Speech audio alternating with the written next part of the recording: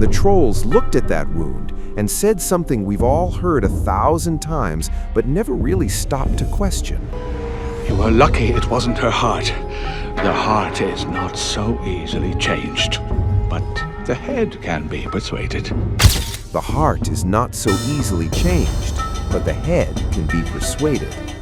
Stay with me, because once you hear what that single detail actually means, the entire story of Frozen stops being a tale about a girl who can make snow. It becomes something much colder. Let's go back to that night. 2 little girls, giggling in the ballroom, building Olaf, pure joy. Then one slip, one bolt of ice, Anna drops. And in that split second, Elsa's magic chose the head, not the chest, not the place the trolls would later say holds the deepest truth. The head, the part you can rewrite, the part you can control. Why? The parents didn't scream, "Get a doctor." They didn't even try to warm her up themselves. They rode through the night straight to the trolls. And the moment the trolls saw the injury, they didn't say, "Oh no, frostbite." They said, essentially, "Good thing it wasn't the heart, because we can fix the head. We can remove the memories. We can persuade." Persuade who? Anna? Or whatever Elsa had already started doing to her? That question is going to sit with you for the next half hour. Because everything that happens after, the gloves, the isolation, the coronation disaster, the journey north in Frozen 2, only makes sense once you accept one possibility. Elsa's power was never just ice. It was never just weather. It was mind and emotion itself. And the accident wasn't an accident. It was the first time her real ability tried to wake up. Now, most people stop the theory right there. Cute little headcanon, fun to talk about in comment sections. But if you keep watching, if you really watch, the cracks keep spreading. Think about the parents, King Agnar and Queen Iduna. They don't just hide Elsa in a room, they erase her from Anna's life. No contact, no explanations. They teach her to fear herself before she's old enough to spell her own name. Conceal, don't feel. That phrase isn't parenting, that's containment protocol. Why were they so sure, so fast that she was dangerous? Most royal families with a gifted child would parade the gift, train it, weaponize it for the kingdom. These two acted like they'd been handed a loaded weapon with the safety already off, like they knew exactly what she could do if she ever lost control. And here's the part that always gets glossed over. They kept searching, even years later. In Frozen 2, we learn they sailed into the unknown specifically to find answers about why their daughter was born with these powers. They died chasing the truth. That's not normal parental worry. That's people who understood the assignment and were terrified they'd already failed it. So what did they know that we don't? Let me show you the pattern that's been hiding in plain sight the whole time. Every single time Elsa's powers flare, it's tied to emotion. Not just her emotion, the emotion in the air around her. When she's terrified on the mountain after the coronation, she doesn't just make a little snow flurry. She creates a blizzard that buries an entire kingdom in seconds. Fear amplified. When she's finally free in the ice palace and lets herself feel joy for the first time, the snow is soft, beautiful, sparkling. Calm creates beauty. When she gets angry, fighting the guards in the dungeon, boom! Spikes, chaos, violence in the architecture itself. The movie keeps showing us the same truth and daring us not to notice.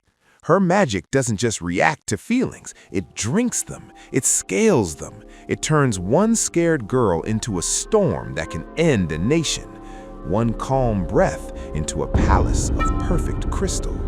She is a living emotional amplifier, and Arendelle has no idea it's living next to a walking resonance chamber for the human heart. But why her? Why this particular girl? Why this bloodline? This is where Frozen 2 stops being a sequel and starts being a confession. Remember the voice calling her across the sea? The spirits raging because humans built a dam that hurt the forest? The Northuldra people caught in the middle of a war between magic and man? The movie tells us the spirits were in conflict with humans long before Elsa was born.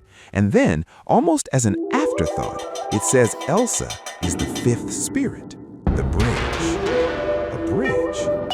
Or a lock. Think about the timing. The elemental spirits had been angry for decades. Humans had broken the balance. The forest was wounded. Magic needed a response. Not a warrior, not a diplomat. Something that could end the conflict permanently if it ever got out of hand again. So what do you create when you need a final solution? You create a child who can freeze anything, including progress itself. The spirits didn't bless the king and queen with a magical daughter. They used the king and queen to birth a reset button. That's why the parents were so scared from day one. They must have felt it the moment she cried her first cry. The temperature in the room dropping, the wind outside shifting, something ancient looking through her eyes. They knew she wasn't fully theirs. She belonged to the magic first. The royal blood was just the delivery system. And the isolation? That wasn't cruelty. That was the only way they knew to keep the reset button from being pressed too early. Now here's the part that usually makes people pause the video. If her power really can reach into minds, if the childhood strike on Anna's head proves it can persuade, rewrite, control, then every memory Anna lost that night wasn't just about hiding the magic. It was Elsa's power trying to protect its own secret, trying to keep the weapon dormant until it was needed. The trolls didn't save Anna.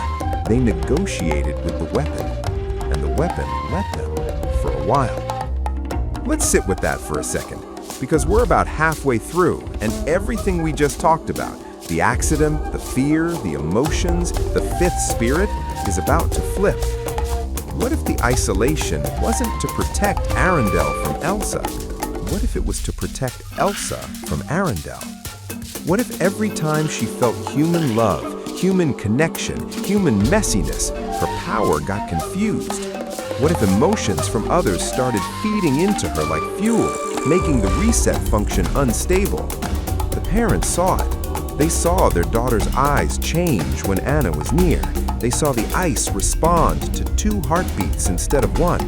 And they knew if she ever learned to love fully, the weapon might hesitate when the time came to fire. So they cut the connection. They made her believe she was the danger, when really, she was the safeguard. That changes the entire coronation scene, doesn't it? She doesn't run because she's ashamed.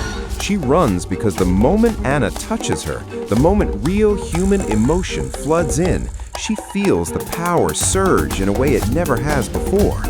Not destruction, recognition. The reset button, realizing there are people worth saving. And that's the one feeling it was never supposed to have. Frozen 2 is no longer a story about a girl finding her destiny. It's the story of the safeguard waking up and realizing the people she was built to protect might be the very thing that triggers her. The spirits didn't call her North to give her a crown of leaves and a cute title. They called her because the balance was tipping again. Humans were still humans. The dam, the lies, the fear, all the same mistakes. And the fifth spirit needed to remember what she was. A bridge. Sure, but every bridge has 2 ends, one in magic, one in man. And if the human side ever becomes too heavy, the bridge can simply freeze solid. That's why she belongs more to the magic than to her own family. That's why she could walk into Akolan and survive the memories that would drown anyone else. Because she isn't remembering, she's coming home. And now the darkest piece slides into place. The true purpose of Elsa's power, the reason the ice always chose the head, the reason her parents were terrified from the crib, the spirits waited generations for the perfect vessel, is simple. She is the winter that ends every summer that goes too far. If humanity ever becomes too loud, too greedy, too destructive to the world that magic also calls home, Elsa is the off switch. Not a villain, not a monster, a failsafe, a living, breathing reset for civilization itself. Freeze the oceans, freeze the ambitions, freeze the story until the next cycle begins. That's why she was kept isolated, so the reset button wouldn't develop sympathies for the very system it might have to erase. That's why the spirits chose her, because only someone who feels everything could know exactly when everything has gone too far. That's why the accident wasn't an accident. It was the first calibration, the first time the weapon tested whether it could reach the mind before the heart could object. And that's why, even at the end of both movies, she never fully comes back to Arendelle. She stays in the forest, between worlds, watching, because the button has to stay ready. Now go back to that little girl in the ballroom for a second, the one who hit her sister in the head with ice and then spent the rest of her life apologizing for it. She wasn't apologizing for hurting Anna. She was apologizing because deep down, some part of her already knew what she was built for, and she was sorry the test run had to happen to someone she loved. The movie never says it out loud. It doesn't have to. The clues are frozen into every frame. The head, not the heart. The fear that created a blizzard. The parents who sailed toward death rather than risk her waking up too soon. The spirits that needed a fifth because 4 weren't enough to contain us. Everything you thought was a fairy tale about sisterhood and self-acceptance was a warning wrapped in snow. So the next time you watch Elsa raise her hands and the screen fills with perfect glittering ice, ask yourself one question. Is she creating beauty or is she rehearsing? And if the day ever comes when the humans push the world too far again, will she hesitate? Or will she finally do what she was born to do? The movie ends with a smile and a hug and a new beginning. But the ice never really melts, does it? It just waits. And somewhere out there, between the wind and the waves, the 5th spirit is still listening, still feeling, still ready. What do you think happens the day she stops listening to the humans and starts listening only to the magic again? I'll leave you with that, because some stories aren't meant to end warm. Some stories are meant to remind you why winter exists in the first place.